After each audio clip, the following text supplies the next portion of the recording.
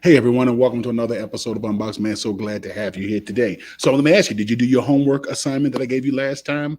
I asked you to think about the problems that your organization has faced or is facing. I asked you to look at three simple questions. Where do those symptoms present themselves? How did those symptoms present themselves? And what role did you play in the symptoms developing and lingering in the system? Where did the symptoms present themselves, or where do they present themselves?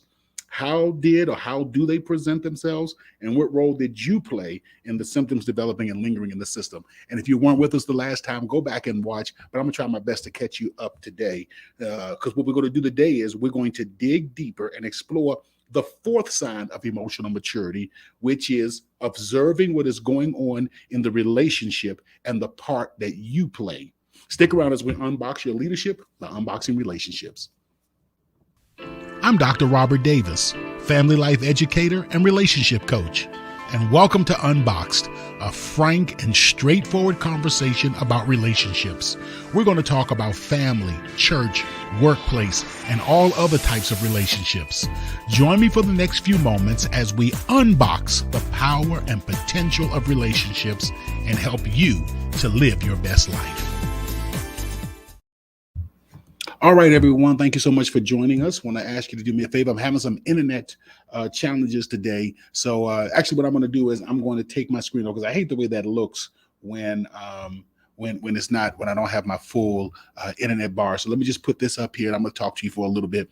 Do me a favor as we get started. Make sure that you like, subscribe, and share. That's right. Like, subscribe, and share. And if you listen to this via podcast, it doesn't make a difference how my video is looking because you can hear it. And the web address I want you to check us out at is www.swg-unboxed.org. That's swg-unboxed.org. Okay, so the fourth sign, and we've done three of them, the fourth sign of emotional maturity is observing what is going on in the relationship and the part that you play. Observing what is going on in the relationships and the part that you play. So let's unbox what this means.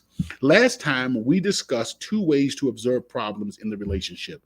The first, we can observe it as pathology, or the second, we can observe it as systems. So there's two ways that we observe problems in a relationship. First, as pathology, or second, as systems. And that's the two ways that all leaders think about. So let me give you the definition of a leader who observes from pathology. Pathology is when you look for who is doing what and how what they're doing is counterproductive. Simple, identify the problem and problem person and develop a plan to deal with the problem. That's pathology.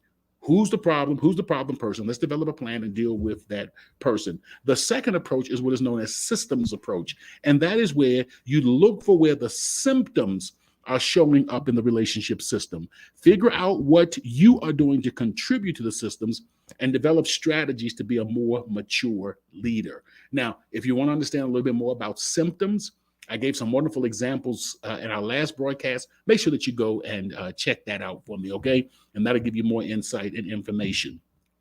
As we talked about the last time, a mature leader doesn't just identify the problem or the symptoms or the problematic person, but rather what a mature leader does is they look at what they are doing to contribute to the system. To the symptoms in the relationship system. In other words, it's the part that you play, the part that you play. I want to know, what am I doing to keep this challenge, this problem, this conflict going? Mature leaders try to understand what modifications they can make to improve their own personal functioning. A systems leader, or a leader who thinks in systems terms, a leader who thinks in relationship systems terms, instinctively tries to figure out what they are doing to contribute to the problem and how they can modify their own functioning to address the problems, to address the symptoms, as we talked about last time. A system leader wants to address the issue in the system by addressing the issues in themselves. Okay, I want to address the issue in my system by addressing the issue in myself, just like inside of a car. Very simple. The spark plug says, I can't change the whole car, but I can make sure that I'm doing my part right. And I can make sure that when other things are having challenges, I can figure out how I can more effectively, operate as other parts of the engine system are having challenges. So a systems leader instinct is to try to figure out, what am I doing to contribute to the symptoms? What can I do to raise my game to the next level? Too often, as leaders, we are encouraged to think about problem people, and we have all these different labels to try to help us to understand who the problem people are, such as, we look and say, well, who's the narcissist, or who's the sociopath, or who's the psychopath, or who's depressed, or who's anxious, or stressed, or hyper, or clinical. We try to understand people by understanding pathology rather than trying to understand the system by identifying the symptoms that are taking place. Because here's the challenge with when you pathologize an individual. When you pathologize an individual, even with the best intentions to help that person, we are still viewing some people, some person, as having a problem that contributes to all that's going on in the relationship system. Or we just outright view them as the problem. Oh, his problem is he's a narcissist. His problem is, and I gave you the example even with, leaders who we view as narcissists. Narcissists cannot be narcissists unless they have a doting public. So then you can't just look at the narcissist in isolation and say he or she is a narcissist in isolation. They need someone to fuel that narcissistic fire that burns within them. Because without that fire, without someone to play into it in a myriad of ways, then the narcissistic fire is ultimately going to vanquish in and of itself. So at Unboxed, we coach leaders to think about the entire system, to think about when, where, and how symptoms, I keep on confusing the two, I'm sorry. We actually try to help people to identify where, when, and how symptoms develop and manifest themselves. See, pathology says Terry is a troublemaker that likes to spread gossip. You notice how we identified the problem and the problem person? Terry is a troublemaker that likes to spread gossip. System says when deadlines draw near, Terry becomes stressed. When Terry is stressed, he tells his team members that I am not being supportive and shares other information or gossip with his team members. Are you with me now? So we notice that we went away from Terry is the problem person because Terry is a troublemaker that spreads gossip. The symptom is gossip and sabotage. Now check this out. When Terry begins to gossip, his team members tell him it's going to be okay. And they reassure him that he is doing a great job. Then they begin to work even harder to meet the deadline, even doing some of his work for him. Are you with me now? So look at this. The symptom is this. The team's symptoms are emotional fusion and overfunctioning.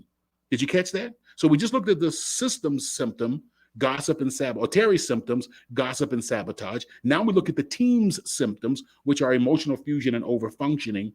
And notice this now. Here we're going to go. We're going to bring it even closer to home. When Terry begins to sabotage and triangles others in through rumors and gossip, I ignore Terry and focus on meeting deadlines, especially since I know he and his team are going to step up and complete the project. So then, my symptom is distance and avoiding. Now, have you noticed that now? How Terry, his team, and I are all contributing to the problem. If anyone in that system were to step up and to improve their functioning, then the system would change in a series of predictable steps. Again, it's easy just to point to Terry and say, Terry, you're the bad person. You're the problem. Fire Terry. Get rid of Terry. But you haven't dealt with the problem that lies within the system. Did you notice that? Did you notice how everyone in the relationship system, that's me, that's Terry, and his team, all played a part in this dysfunction? When I thought systems, and when I think and focus on how, when, and where the symptoms appear, it gives me a better chance of developing relationship-based solutions. Again, that's what Unboxed seeks to help leaders to do. Develop relationship-based solutions. This is one of the ways that you are able to attract and to retain the best team members, and for our nonprofit leaders to attract and to retain high level volunteers. Let me read this last quote because I know we got to go. And this one is, when any key member of the relationship system can accurately observe what is going on in the system, as well as the part they play in it, when they can control their own emotional reactions, when they can avoid counterattacking when they're provoked, and when they can maintain an active relationship with the other key members of the system, guess what? The entire system will change in a series of predictable steps. So this is what I want to do. I want to encourage you to think about the problems your organization has faced or is facing, and I want you to think about it from a systems perspective. Where did those symptoms present themselves? Where do those symptoms present themselves? How do those symptoms present themselves? And what role do you play in the symptoms both developing and lingering in the system?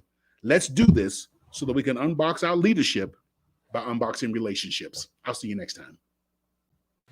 Seasoned with Grace, Unboxed also provides healthy relationship training and leadership development for businesses, churches, and community organizations. For a free consultation to discuss your team's needs, please contact us at our website at swg-unboxed.org. That's swg-unboxed.org.